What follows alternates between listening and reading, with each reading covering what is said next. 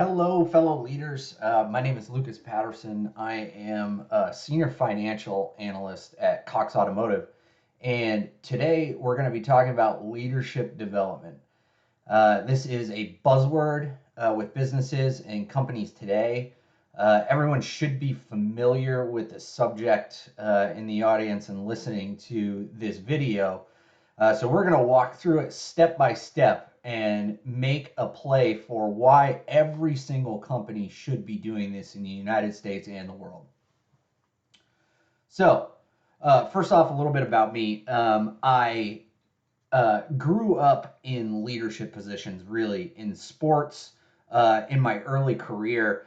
And one big difference between my job now and my jobs previous is that my previous roles at companies, I still gravitated toward this leadership experience. I wanted to excel. I wanted to be a leader in every situation possible. The problem is that those companies did not invest in leadership development or development in general, so that I was often stagnant. There was this feeling of I couldn't get anything done.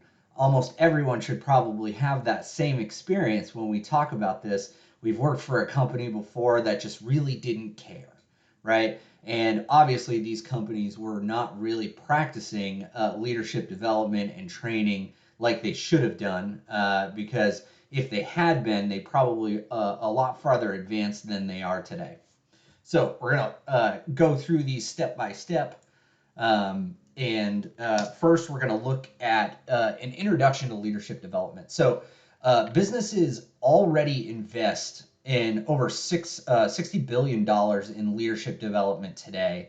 And this is these are figures just from the United States. So that's a lot of money. A lot of companies are jumping on this. So, starting right off the bat, if a lot of companies are doing it and they're investing in leadership, why isn't everyone doing it?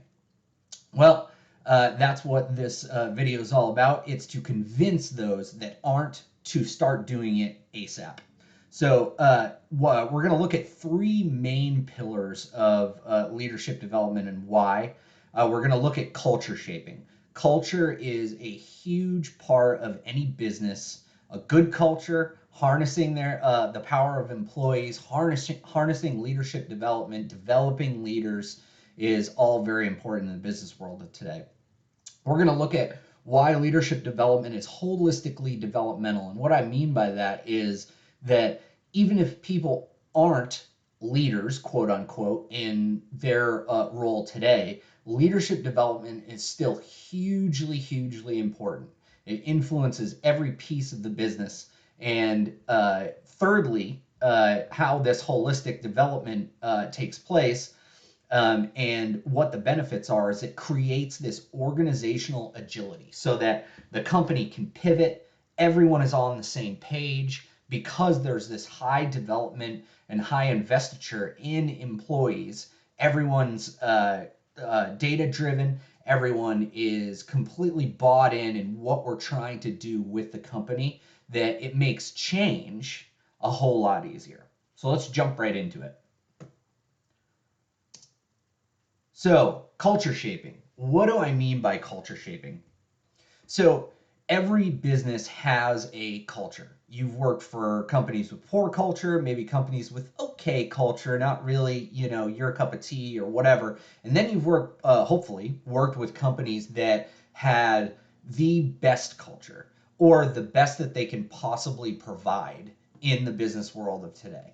And these companies that have strong culture with strong developmental values often succeed over those who don't. So just starting off by a quote here, great leaders encourage encourage leadership development by openly developing themselves. And what Marshall Goldsmith is talking about here is those leaders that are open about developing themselves, right? They're not perfect. These leaders are not perfect. They're constantly working on each other. That helps encourage those who aren't leaders or perhaps people under them to employ the same tactics, be open, transparent, and it allows people to be, it allows that culture to form and spread throughout the rest of the company. Okay, let's take a look at, this is strictly an exercise looking at how culture and leadership development can help influence and drive value throughout the company, from looking at a frontline worker all the way to an executive. So we'll start with the frontline. The leadership development can help the frontline employee by increasing customer satisfaction. You have people that are confident, they're value driven, and they're innovative because of these developmental practices. Increase customer satisfaction over time. It's not going to happen overnight, but the more that culture spreads down to the frontline employees, your clients and customers are going to be happy. Increased innovation. Innovation is huge in businesses today. By developing leaders to take strategic risks, maybe start on a project that they, 6 months ago they didn't think they could handle, but because they're being coached into developing themselves, they're ready to take on those bigger tasks. And lastly is they are value driven. Every single person at a company is going to be value driven by those companies' values and culture. It's spread across everywhere.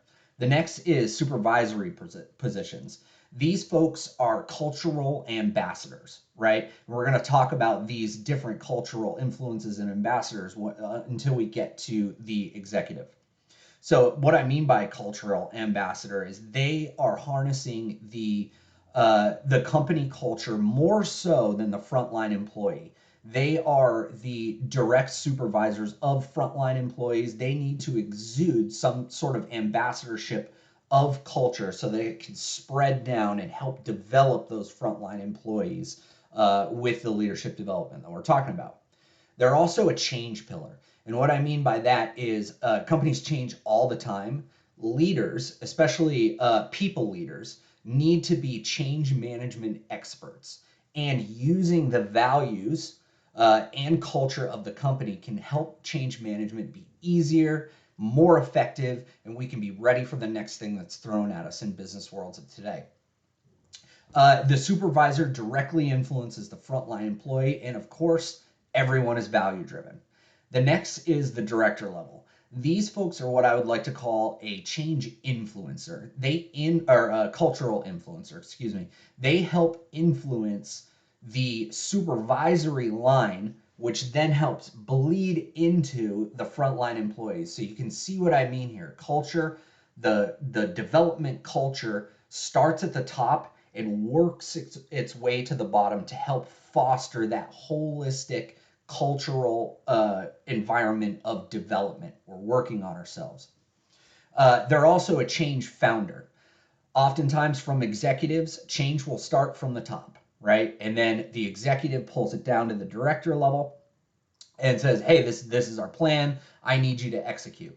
So these are the founders who then pass over to the supervisory level saying, hey, this is what we're doing. Now you're going to be a pillar for these frontline employees and help them through that change. They influence leadership development in their supervisors. They're the ones that are looking after their supervisors, who in turn look after their frontline employees. And they're also value driven. The fourth one is the executive. These are the top level employees, your VPs, your SVPs, your presidents. All of these folks embody everything that I've previously mentioned and more. They know that leadership development affects the bottom line, period. If you have valuable, developed employees, all money measures at the company are going to improve over time. They're focused on strategic execution of cultural values and development across the organization. And lastly, they don't escape this. Everyone is a part of this value-driven team. So hopefully that gives you an example of the benefits and influence you see over cultural and leadership development throughout a company. All right, and another quote here. This one I like.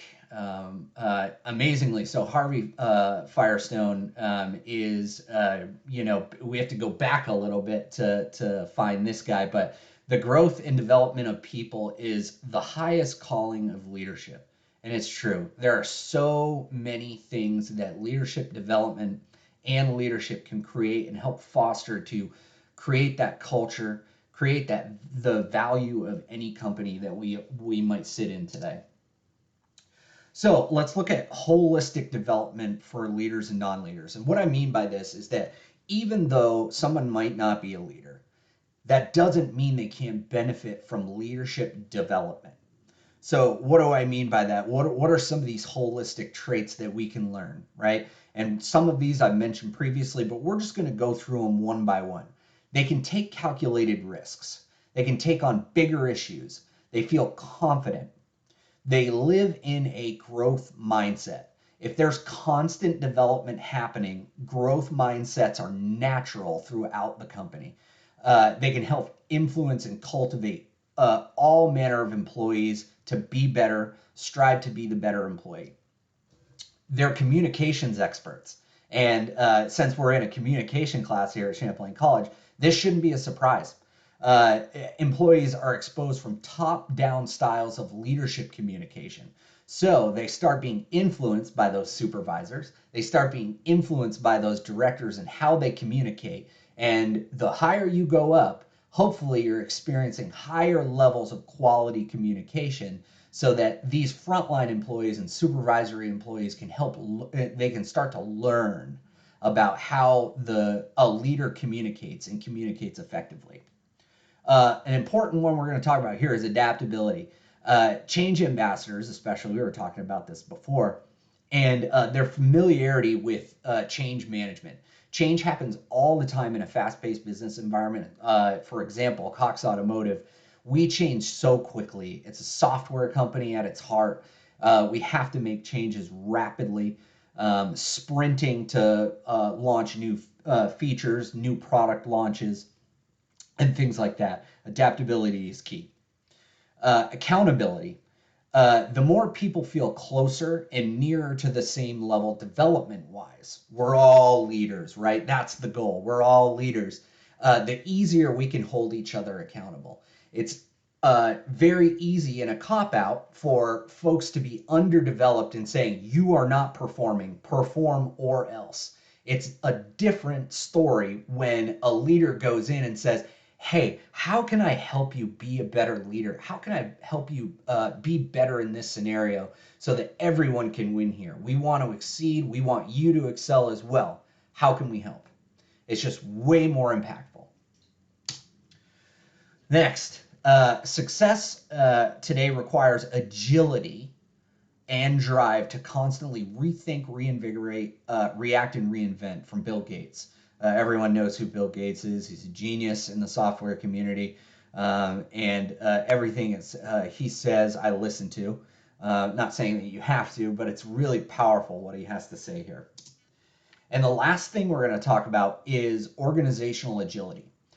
Leadership development, values, and culture help accelerate skill building. So we're looking at accelerated skill building here. We invest in employees. We create training modules. We create seminars. We help cultivate people power. We focus on career advancement. And then the second one is leadership development in general. Change, change, change. Change is always going to happen. The strongest leaders will coach on change to help people who are not leaders be non-resistant to change. And what I mean by non-resistant is that change is going to happen. The sooner that folks realize this, the better it will be for everybody. They replace random career guidance with honed in and equitable resources for development. And we can look back to accelerated skill building to know what we mean there. And they're collaboration cultivators. The leaders of your teams are going to be collaborative. Everybody's on the same level. A flatter organization and an organization that is rich in culture, in values, in development will succeed over others. So let's sum it all up. The question really isn't why. It's why not. Why aren't companies investing in leadership development and investing in their employees? Your guess is as good as mine because leadership development has data to back it up. There are so many studies out there that show that companies who invest in their employees, develop them as leaders, even though they're not, some might not be leaders, are going to be in a better position than those who don't. Leadership development is not only a corporate solution. You can take these practices and move it into life skills. It can help personally, it can help at home, it can help with a wife, it can help with a husband, anything. It can help these life skills. Leadership development and culture are the foundation on which a successful company is built. All in all, that's what it comes down to. Culture, development, keeping the employees as long as possible so that a business can be successful. So that's all I have for leadership development and my pitch of why companies should be investing in this. I thank you very much for listening to me. I apologize to anybody if I went too fast, but if anybody needs to reach me, they can email me. My email's on the screen, and thank you very much for listening.